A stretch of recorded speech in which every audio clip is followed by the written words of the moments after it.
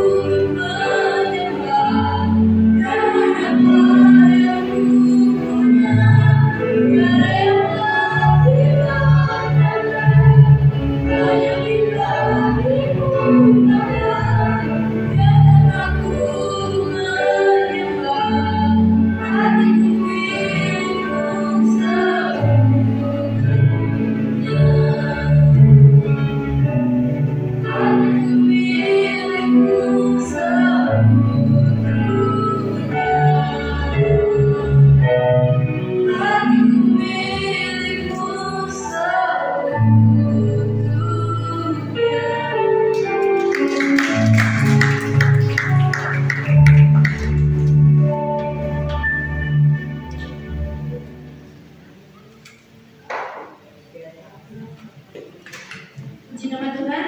Terima kasih untuk pemuda remaja, telah rinduan ruang pemuda remaja dan untuk memuji dan memuliakan Tuhan. Kiranya akan menjadi supaya dan juga teman-teman. Kita lanjutkan ujian ini dengan ujian Yesus kasih jiwa. Masih ada suara kita Bapak Ibu? Kami untuk Anda berdiri.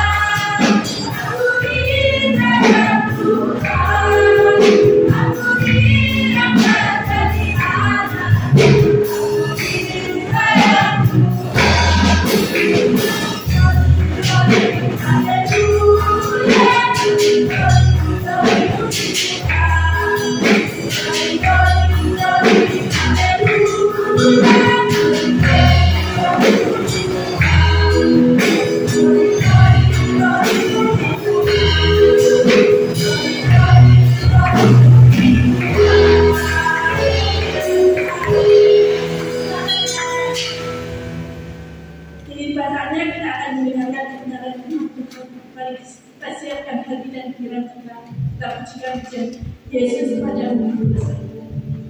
Haleluya, haleluya. Terima kasih. Terima kasih.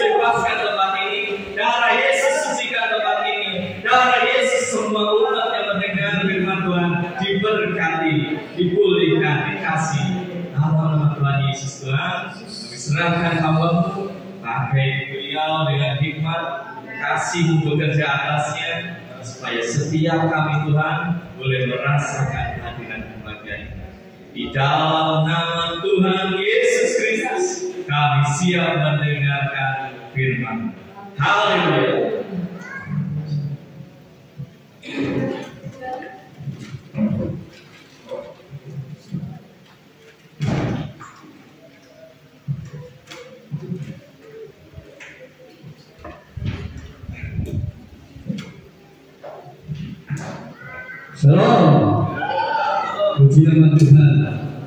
Pada hari ini saya lihat banyak yang pakai baju merah.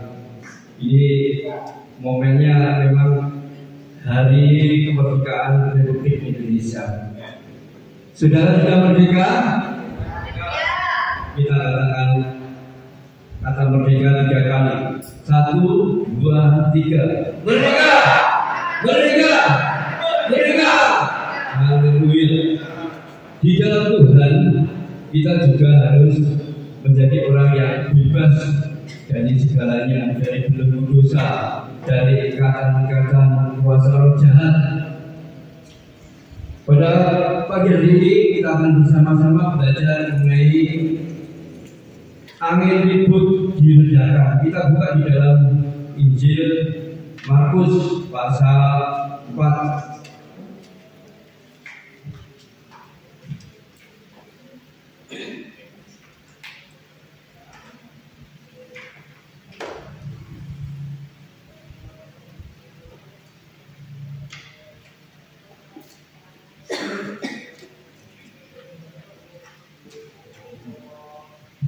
Markus pasal 4 ayat yang ke-35 sampai 41. Kita akan baca bergantian. Markus pasal 4 ayat 35 sampai 41. Ini juga ada juga di dalam Matius atau Lukas. Tapi saya kali ini ambil di dalam Markus karena lebih detail pada ini. Sudah kita baca berganti-ganti. Nanti saya ayat yang ke-35 dan bergantian saudara bisa bersama-sama ayat 36 dan seterusnya sampai ayat 41. Angin ribut diredakan. Pada hari itu, waktu hari sudah petang, Yesus berkata kepada mereka, marilah bertolak ke seberang.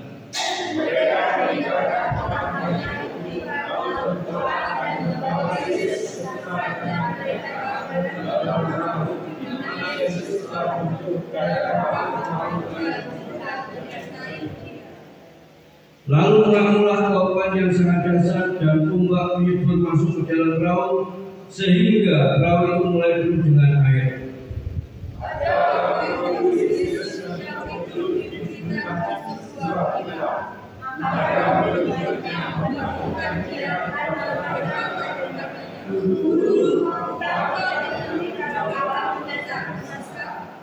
Dia pun bangun, mengharik angin itu dan berkata kepada danau itu, diam, tenanglah.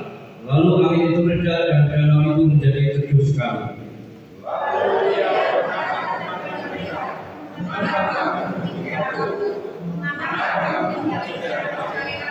Kita baca bersama-sama, 1, 2, 3. Mereka menjadi sangat takut dan berkata kepada seorang yang lain, siapa gerangan orang ini sehingga angin dan danau taat kepadanya.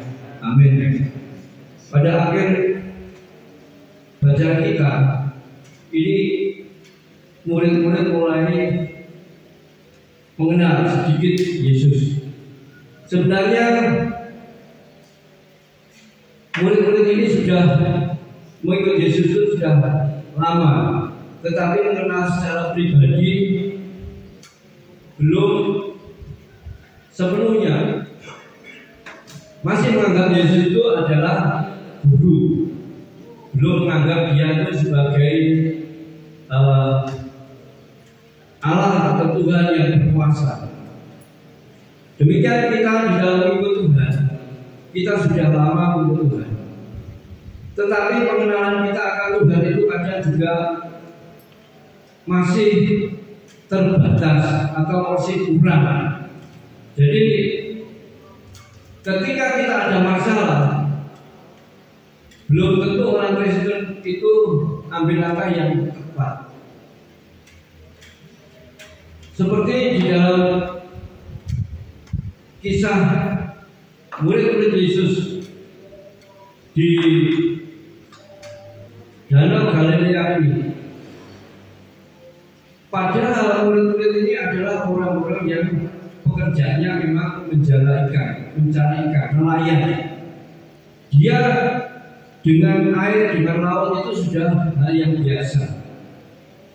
Tetapi pada saat itu, ketika Tuhan Yesus mengajak kita akan bertolak ke seberang, kita akan menyeberang danau ini. Tetapi murid-murid ini awalnya pun semangat karena dia sudah biasa.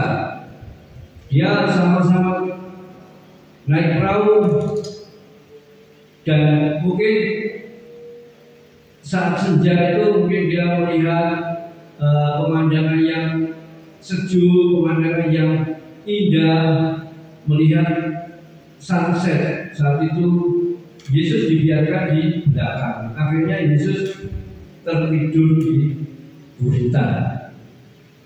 Buritan artinya adalah bagian belakang sebuah perahu atau kapal. Sama dengan buritan bagi bahasa Jawa itu buritan, jadi belakang. Apakah hari ini juga di dalam bahtera kita, di dalam pelayanan kita di depan atau hari ini kita sering meninggalkan Yesus di belakang? Kadang kita tidak sadar. Mungkin begitu asik murid Yesus itu bercerita satu dengan yang lain, melihat-lihat suasana yang sejuk, tenang, aman, damai. Dia tidak memikirkan hal-hal yang berat atau hal yang di depannya. Demikian di dalam pengiringan kita kepada Tuhan. Kadang kita merasa aman, merasa sudah zona nyaman, jadi tidak perlu berdoa lagi. Itu salah, saudara. Memang di dalam ujian banyak mengajak kita dalam segala suka duka kita tetap tersenyum. Dalam segala masalah apapun kita tetap setia kepada Tuhan. Amin, saudara. Mau setia sama Tuhan? Haleluya. Kita hari ini introspeksi ke dalam diri kita. Tuhan itu sebenarnya tidak menghendaki anak-anaknya itu binasa, dan Tuhan tidak pernah memberikan cobaan atau istilahnya tantangan seperti angin ribut ini. Memang sekonyong-konyong datang tiba-tiba, alias tidak diduga-duga sebelumnya. Dan memang pencobaan atau ujian itu perlu juga bagi orang Kristen. Kalau yang pertama di dalam kisah angin ribut di negara ini, saya berikan ulasan ya. Jadi yang pertama itu mengikut Yesus itu ada salib yang pertama. Jadi ketika melewati danau yang begitu tenang, jangan kita akhirnya tenang-tenang saja tanpa berbuat apa-apa. Di dalam kita mengiring Tuhan, kita seolah-olah sudah terpenuhi pekerjaan mapan, anak-anak bisa bersekolah, seolah-olah kita nyaman. Hari-hari kita berulang-ulang seperti itu tanpa kita mengandalkan Tuhan. Jadi akhirnya ketika zona nyaman itu yang berpikir adalah pikiran manusia, rasio kita. Pagi mungkin berdoa, sarapan, bekerja, pulang, istirahat, beres-beres rumah, mungkin aktivitas lain, malam sampai tidur, berulang-ulang. Hal seperti itu membuat manusia, membuat kita ini terlena. Akhirnya terlalu capek, akhirnya tidur. Tidak sempat membaca firman, tidak sempat kita berdoa, tidak sempat kita ke gereja. Hal semacam ini akhirnya ketika ada badai kita tidak kuat. Kalau kita melihat di luar, maksudnya di halaman atau di kebun, di hutan, di ladang, pohon yang kuat itu pasti punya akar juga ya.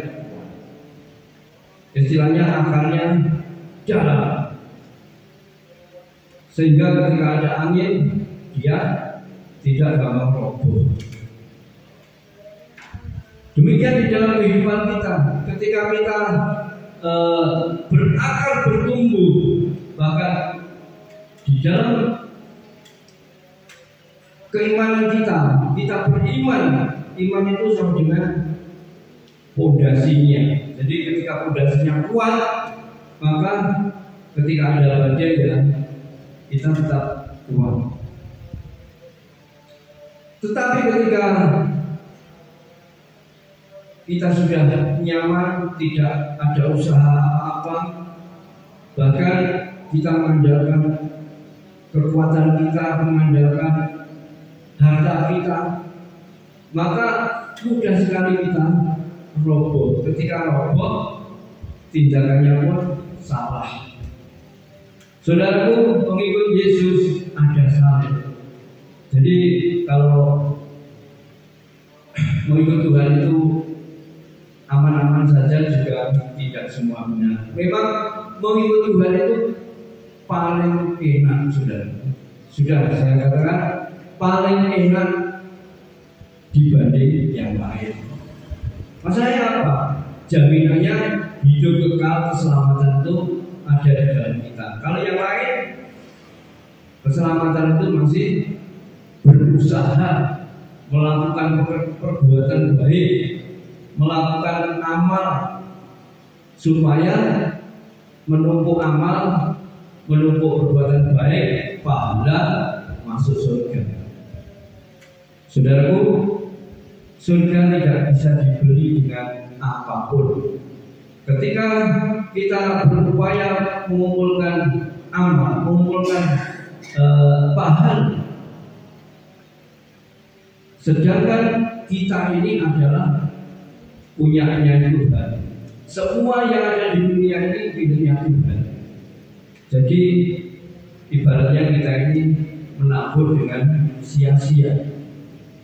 Kalau iman Kristen ini sudah jelas, kita percaya diselamatkan. Tapi jangan ngomong percaya saja, saudara. Jadi kalau di luar sana itu biasanya enak orang Kristen percaya dok selamat. Sebenarnya kata percaya ini panjang sekali. Jadi tidak cukup di mulut. Ibaratnya percaya itu harus dengan tindakan, harus dengan iman. Ibaratnya iman tanpa perbuatan juga nol. Jadi apalagi perbuatan saja tidak punya iman, ya ibaratnya kita belajar mobil tapi nggak bisa sama sekali, akhirnya nubruk seolah-olah benar tapi belum tentu benar di hadapan Tuhan. Saudaraku yang terkasih, memikul salib sebenarnya kalau kita pelajari itu merupakan hal yang wajib, dan memikul salib itu tidak harus langsung yang berat-berat. Tuhan itu mengajar, memberikan sesuai dengan kekuatan kita. Mungkin kita mengajar dalam lingkup keluarga, dalam tetangga, dalam pergaulan teman-teman sekerja kita. Dan itu pun itu dengan kerelaan. Kalau kita mengajar atau bersaksi kepada orang di luar sana tidak dengan sukacita, maka juga nol, saudara. Jadi kita berbuat baik atau bersaksi itu dengan sikap yang takut pada Tuhan atau dengan ikhlas, dengan tulus. Memikul salib artinya kita ikut menderita, kita ikut mengabarkan firman Tuhan. Memang mengabarkan firman Tuhan itu resikonya juga besar, dan ada dihina, dilecehi, tetapi upahnya itu lebih besar. Jadi jangan takut ketika kita bersaksi, kita memuji Tuhan, kita berdoa di hadapan orang lain, kita tetap percaya. Ketika kita dihina, justru upahnya itu nyata. Tetapi ketika kita dipuji, waduh, saudara. Jadi ibaratnya kalau orang bekerja itu layak mendapat upah. Tetapi ketika kita bekerja malah dihina, itu upahnya di surga, saudara. Jadi kalau saudara dihina, dicemooh, dilecehkan, dibully, itu datang pada Tuhan. Tuhanlah yang bisa mengubahkan hati seseorang.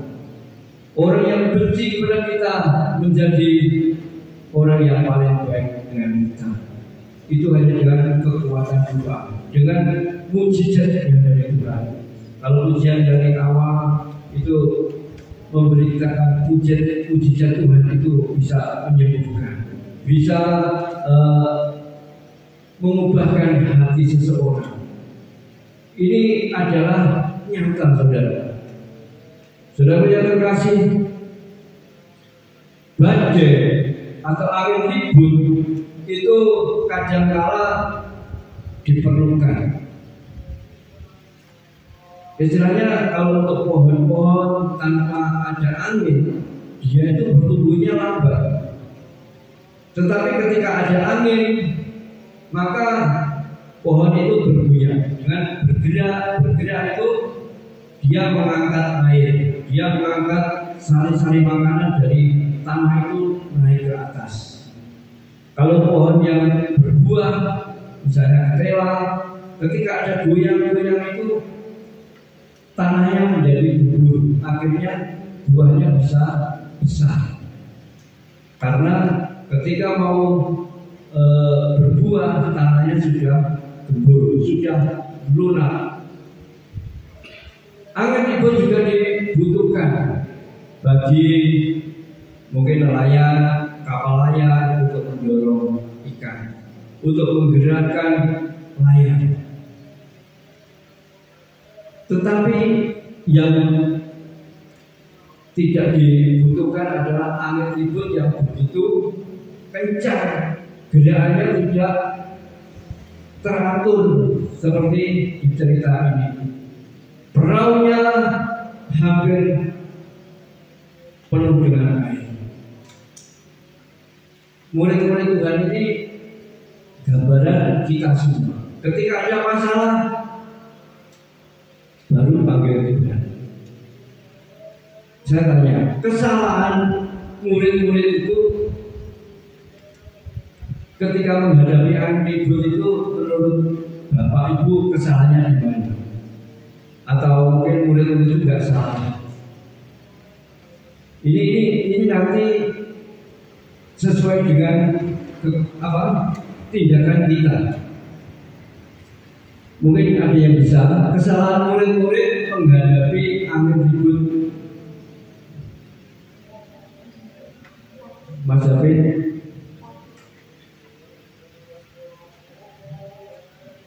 atau yang lain, Pak Zakaria.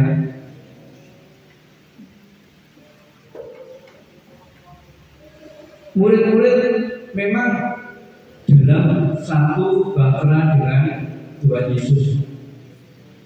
Tetapi ini kesalahannya dia ketika memanggil itu atau mengundang Yesus itu dia dengan emosi.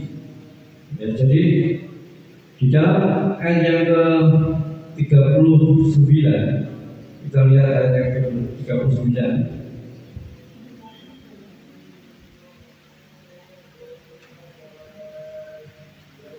Murid-murid itu agak emosi karena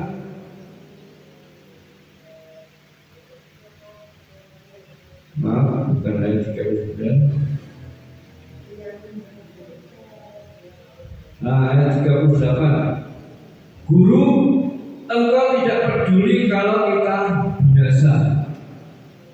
Ini kata-kata ini sebenarnya mendahului atau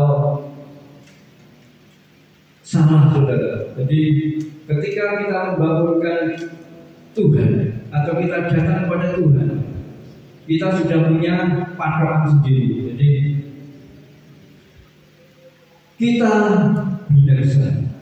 Kalau kata kita itu tentunya semua, jadi kita. Kalau saya mau binasa, Tuhan saya mau binasa, tolong, itu benar.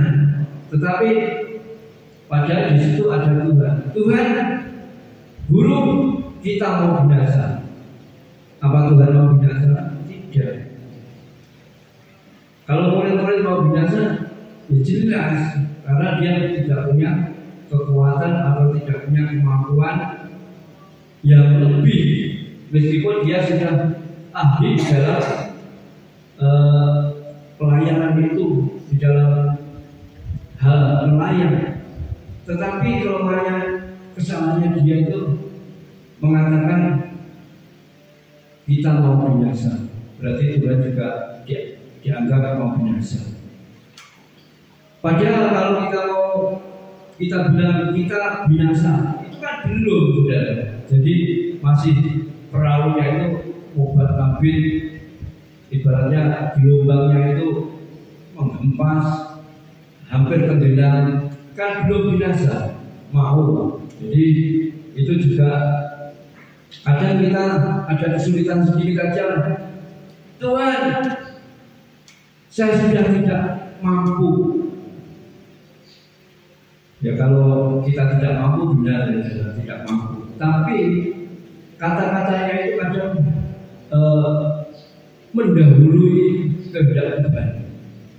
Seperti Musa ketika diutus Tuhan, jangan saya Tuhan, yang lain kakak saya tidak bisa ngomong.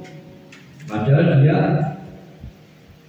namanya disuruh itu pasti yang menyuruh lebih tahu. Jadi itu juga merupakan kesalahan yang sebenarnya dia itu merendah, tapi dia tidak tahu itu hal yang salah. Demikian di dalam kehidupan kita, kadang kita menghadapi masalah, mungkin anaknya lulus sekolah mau mencari sekolah yang baru, yang tentunya kita pasti menghadapi biaya yang membesar, yang biasanya untuk harian aja pres-presan saudara, tiba-tiba ada kebutuhan lain. Akhirnya Tuhan, saya tidak punya apa-apa. Kata-kata itu juga kurang tepat saudara. Sebenarnya ketika kita mau berdoa, kita jangan berkata yang negatif. Jadi positive thinking saudara. Jadi perkataan itu adalah doa. Jadi setiap kata-kata itu yang elok atau yang baik itu jangan dikatakan yang jelek. Memang kita membutuhkan biaya besar. Saya belum memiliki Tuhan, itu lebih indah daripada Tuhan, saya tidak punya apa-apa. Gimana? Seperti kita menghadapi hari Natal, mungkin Natalnya sudah hal yang biasa, setiap Desember kita Natal. Tetapi ketika ada masalah, bagaimana cara memandangnya? Bagaimana cara menyelesaikannya? Ketika kita berdoa kepada Tuhan supaya Tuhan itu berkarya, kita mengikut, kita menurut. Kalau Tuhan memberikan yang besar, yang banyak, kita bagikan juga kepada orang yang banyak. Jangan sampai kita seolah-olah mendikte Tuhan. Tuhan, saya mau ini boleh. Sebenarnya kita mintalah, maka akan diberi. Ketika kita minta kepada Tuhan, jangan sampai menyalahkan siapapun. Sama saja kita menyalahkan Tuhan. Seperti murid di sini, ketika dia mengatakan kita mau binasa, Tuhan berkata, mengapa engkau tidak percaya? Di dalam menghadapi angin hidup, menghadapi masalah, Itu yang pertama, panggil nama Yesus, panggil Tuhan Yesus. Dalam artian kita berdoa. Ketika menghadapi masalah, ketika menghadapi apapun seolah-olah jalan buntu, kita berdoa. Tetapi jangan berdoa kalau sudah menghadapi jalan buntu saja. Itu namanya saudara tidak mencari keamanan. Jadi memang kadang orang berdoa itu atau berdoa sungguh-sungguh kalau sudah mentok, sudah kepepet, sudah masalahnya kesana nggak bisa. Itu sebenarnya salah saudara. Jadi sebelum saudara minta bantuan yang kesana-sana tadi, berdoalah kepada Tuhan, mintalah kepada Tuhan, maka Tuhan akan menolong. Tetapi ketika kita sudah mendahului Tuhan, kita sudah berusaha dengan kekuatan kita, maka ya ditunggu aja sampai kapan kita kuat. Makanya di dalam usia mujizat itu masih ada, dan kuasa Tuhan itu dulu, sekarang, sampai selamanya itu tetap sama. Yang menjadi masalah, maukah kita mengandalkan Tuhan lebih dari yang lain? Inilah. Jadi mengatasi masalah itu dengan memohon pertolongan Tuhan dulu. Ya mungkin sepele, kadang masalahnya sepele. Mungkin kita mau buka usaha, ya, karena kita sudah ahli di dalam sesuatu di dalam usaha itu, maka kita kadang mengandalkan kekuatan kita. Kita langsung gunakan pikiran kita, maka itu juga akhirnya pasti ada masalah. Tetapi ketika kita, Tuhan, saya mau usaha ini, dan Tuhan pimpin, Tuhan berikan hikmat, berikan kemampuan, itu pasti Tuhan akan menolong. Terus yang kedua, bagaimana menghadapi angin ribut atau masalah yang begitu berat? Jangan menyalahkan siapa saja, terlebih menyalahkan Tuhan. Ketika kita menyalahkan, mungkin suami menyalahkan istrinya, dan kamu gak mau bantu. Ketika terjadi percekcokan, maka masalah itu tidak tambah ringan, tetapi malah tambah berat, tambah ibaratnya angin ribut yang agak kecil tapi tambah besar. Jadi ketika kita menyalahkan, berarti kita tidak mau introspeksi diri kita. Adam dan Hawa ketika ditegur Tuhan, dia menyalahkan wanita. Wanita inilah Tuhan yang memberikan buah yang engkau larang itu. Sedangkan wanita, dia juga berkelit, dia juga mengelak.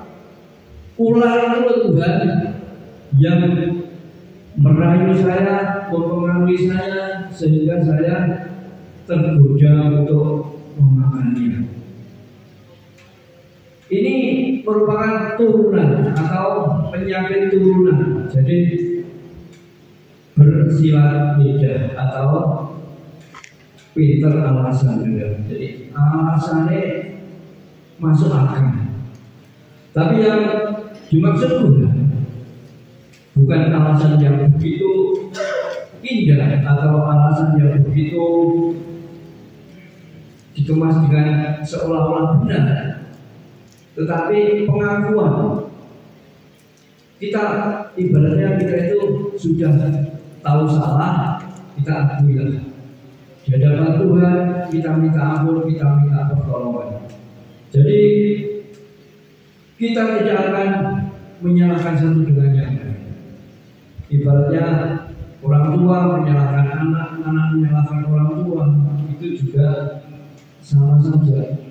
Jadi apapun yang kita hadapi, meskipun kita menghadapi orang yang salah, orang yang keliru, jangan sekali-kali kita memvonis atau menyalahkan. Karena apa, saudara? Tujuan kita baik untuk mengajak dia itu tambah baik, tambah menjadi benar. Tetapi kalau caranya kurang baik atau kurang tepat, mungkin bisa salah paham. Seperti di medsos, di media sosial itu banyak orang berkomentar, seharusnya begini-begini. Oke, itu saran. Tetapi yang lebih tahu adalah orang yang mengalami. Jadi maksudnya ketika kita memberikan masukan, kita harus tahu emosinya saat itu, tahu maksudnya orang itu.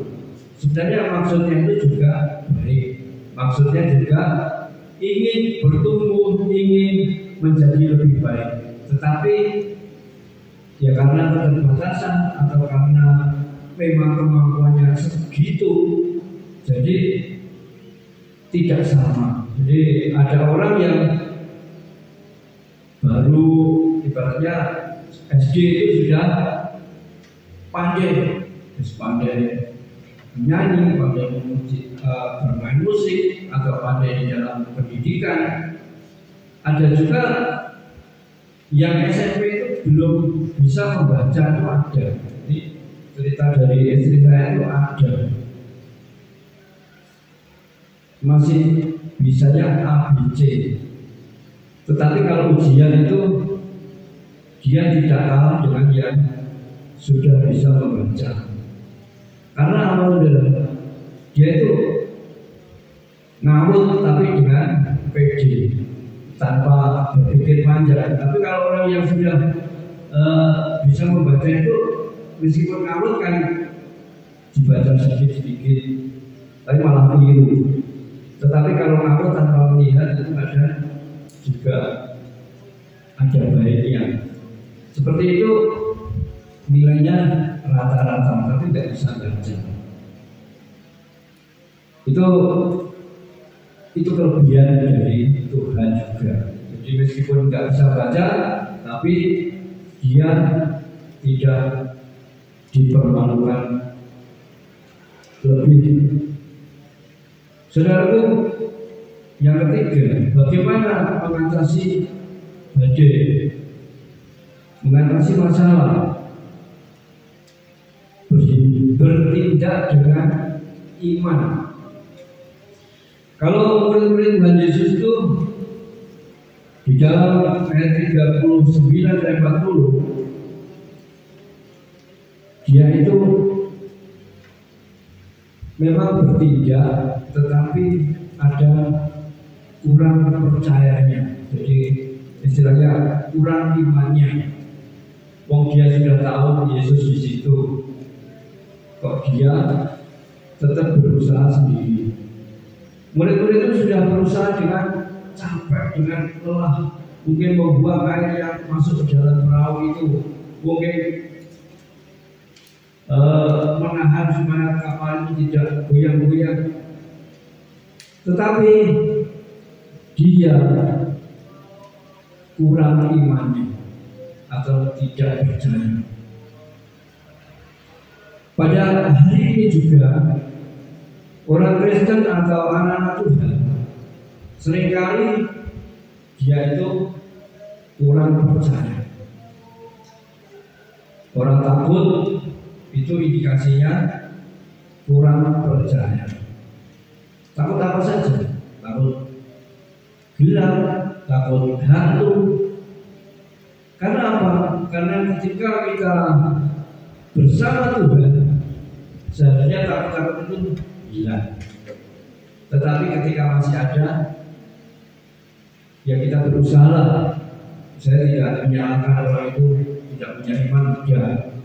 Cuma bagian itu saja kurang, tapi yang lain cukup banyak. Jadi di dalam menghadapi badai jangan takut. Ketika kita takut, maka tindakan apa yang kita lakukan itu gampang salah. Kalau di dalam pertandingan seringkali pelatihnya itu mengajak jangan takut, meskipun yang kamu ajak itu juara dunia. Itu mencoba menenangkan supaya ilmu-ilmu yang sudah dipelajari itu bisa diterapkan. Tetapi ketika kita takut, jangankan menerapkan ilmu yang sudah kita pelajari itu, mungkin lutut, mungkin tangan itu gemetar. Jadi mau bergerak aja susah, apalagi mengingat-ingat teori yang sudah diajarkan oleh pelatih itu. Jadi takut itu mengubah, jadi merusak konsentrasi.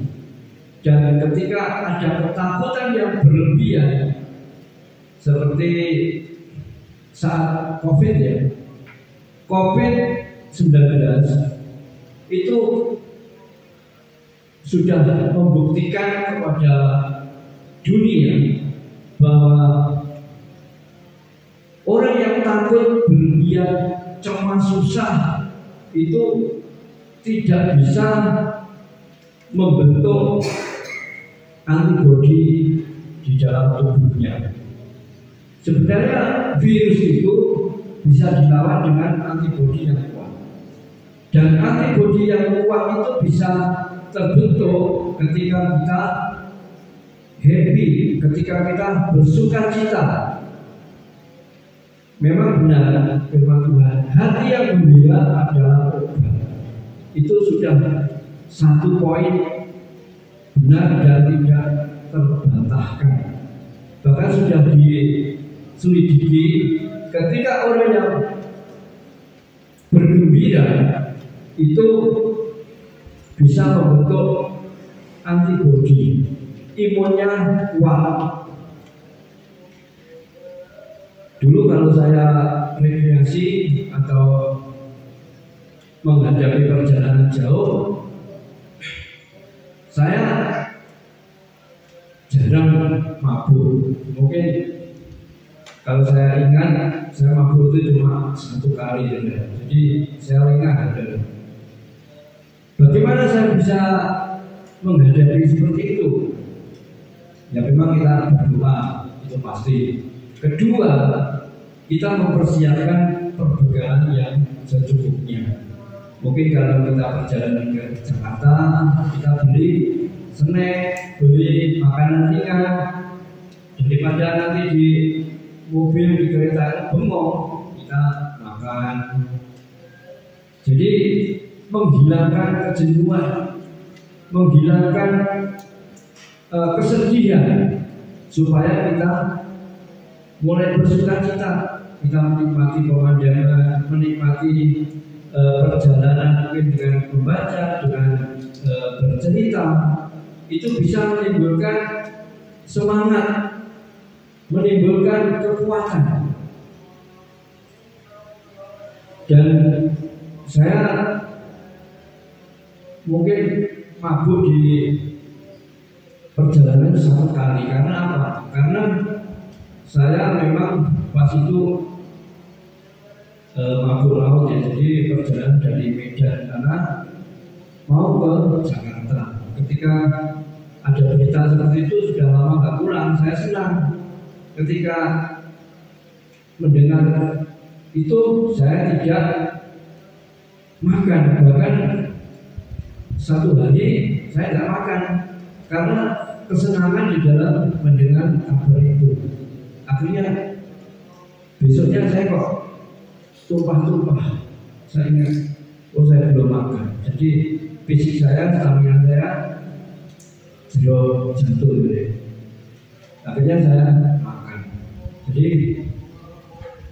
hal yang kabar yang kelihatannya menyenangkan itu juga bisa menjadi masalah ketika kita tidak berhati-hati.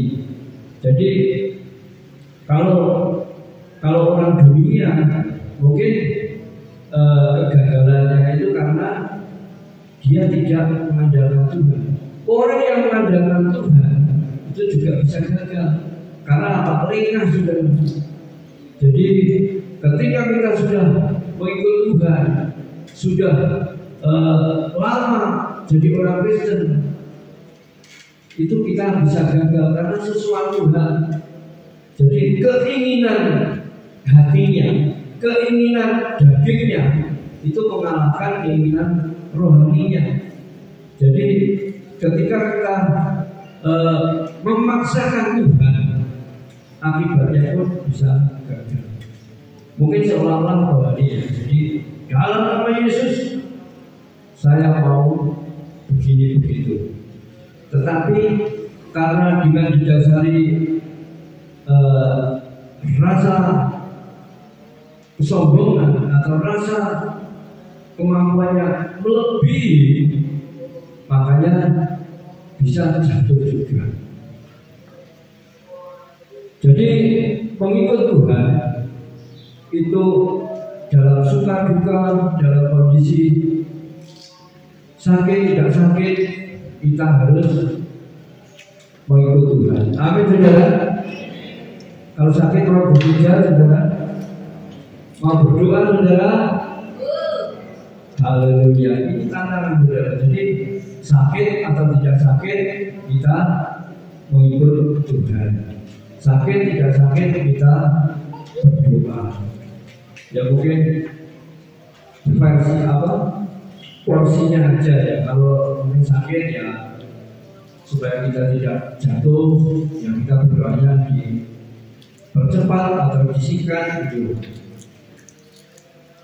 Dan menghadapi angin ribut itu kita harus bertindak dengan iman, yakin. Iman itu artinya percaya dengan sungguh-sungguh. Meskipun kita tidak melihat, kita ya percaya, itu iman. Saudara yang terkasih, apa motivasinya? Apa hasilnya ketika kita sudah menghadapi badai? Ketika kita sudah melewati badai atau masalah itu, manfaatnya adalah kita melihat. Murid-muridnya di hari yang ke-41 itu takut tahu bahwa siapakah orang ini, orang apakah ini. Artinya dia itu mulai berpikir dia tidak hanya sebagai guru, tetapi dia adalah Tuhan. Dia adalah orang yang berkuasa. Bahkan danau, angin mendengar perkataannya. Demikian di dalam iman kita, kita bisa juga menghentikan segala sakit penyakit, segala masalah yang kita hadapi dengan iman, dengan percaya pada Tuhan dengan sungguh-sungguh. Jangan sampai kita bilang saya beriman kok, tapi kehidupannya bodoh. Jadi di dalam firman Tuhan tadi dari awal kita bertolak kesebian, jadi berpindah yang dari dulu jahat menjadi baik, yang dari dahulu tidak kenal Tuhan menjadi mengenal Tuhan. Kita berpindah, bertolak, jadi berusaha itu tapi dengan koridor kita bersama-sama dengan Tuhan. Jangan kita bertolak dengan kemauan sendiri, akhirnya kita terjatuh. Puji Tuhan, firman Tuhan pagi hari ini mengajak kita, meskipun kita lewat badai, masalah sebesar apapun, kita ingat Tuhan. Meskipun kita memikul salah seberat apapun, kita tahu Tuhan itu yang menolong, yang memberikan kekuatan. Kita akhiri pada pagi hari ini, kami berikan pembicaraan.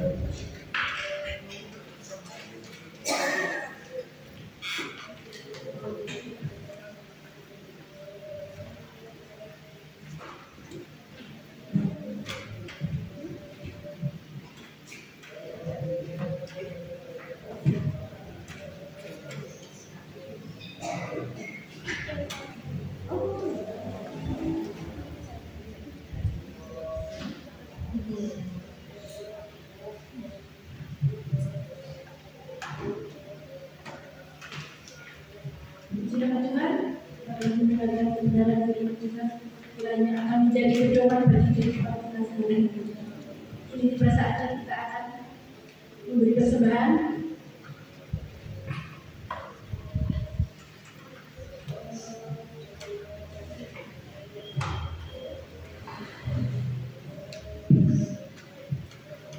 Tuhan, sebelum kita berjalan berdoa kepada Yesus, kami bersyukur dan terima kasih atas apa yang Tuhan berikan bersama.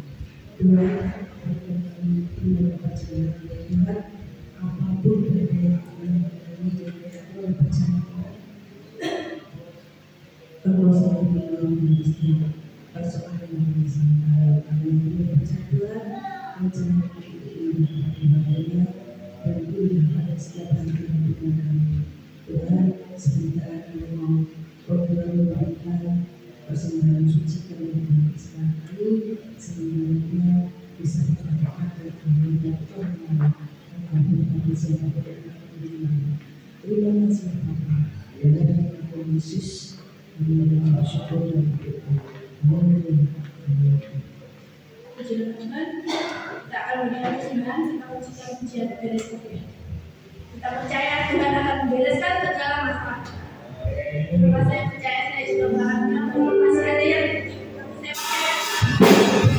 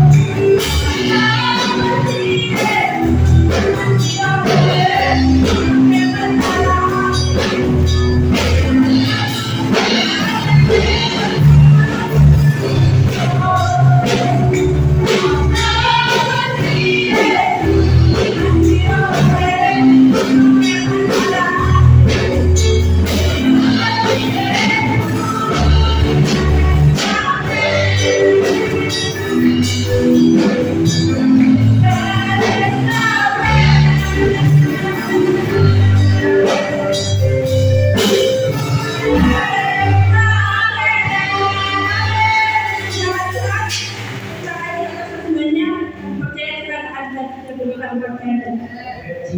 Bertanya untuk pengumuman, persilakan.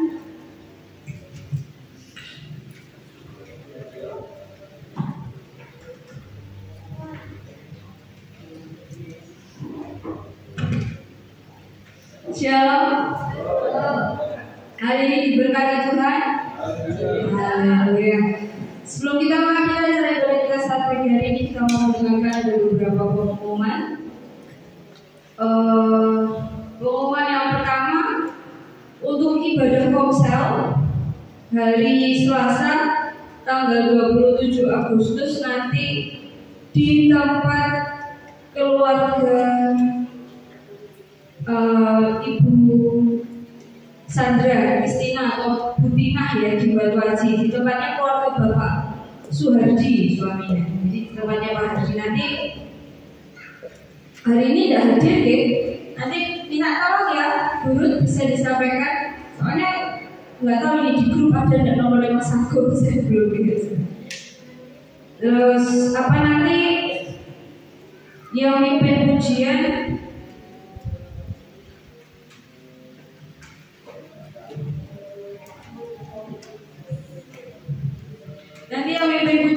Ibu Yuli, nanti firman Tuhannya Bapak Tadius. Nanti bisa disampaikan ya Mbak Elsa untuk Ibu Yulinya. Terus untuk pengumuman yang kedua, hari Rabu doa di tempat ini jam 6:30 sampai jam 7:30 diharapkan untuk pelayan Tuhan bila tidak berhalangan bisa hadir untuk kita berdoa di tempat ini bersama-sama. Dan untuk yang tugas minggu depan atau untuk pengumuman yang lainnya nanti kita akan share di grup. Mungkin ada tambahan pengumuman lain? Tidak ada? Kalau tidak ada, kita akhiri ibadah kita saat pagi hari ini. Saya undang untuk semua bagi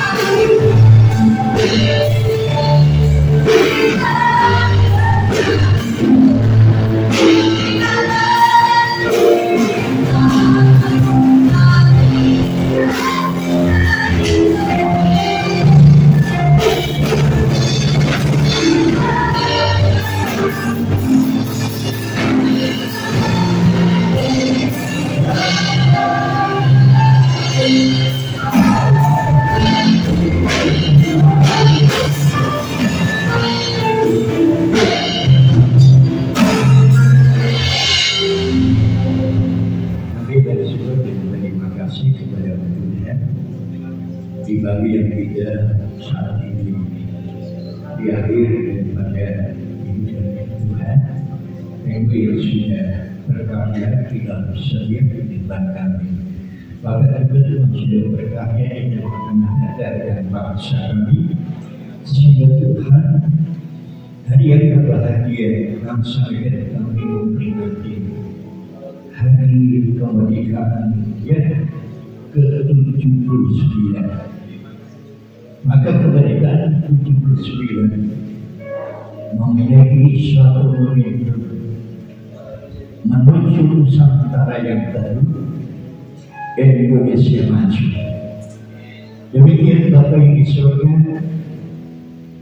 hamba pun berhenti daripada berbicara, tapi Roh Kudus yang dominan, firman yang hidup itu senantiasa mengiring di dalam telinga hati kami, memberikan seluruh kebenaran firman di dalam dua hati kami, sehingga Tuhan kami tidak mengaku Yesus apa adanya, tetapi benar-benar Yesus ada di dalam hati kami. Karena kami percaya kalau Engkau ada di dalam hati kami, segala sesuatu Tuhan yang akan menyelesaikan. Karena Engkau tidak pernah lupa akan janji-janji yang sudah Kau sampaikan dengan satu sumpah bahwa kami adalah menjadi biji mata Tuhan.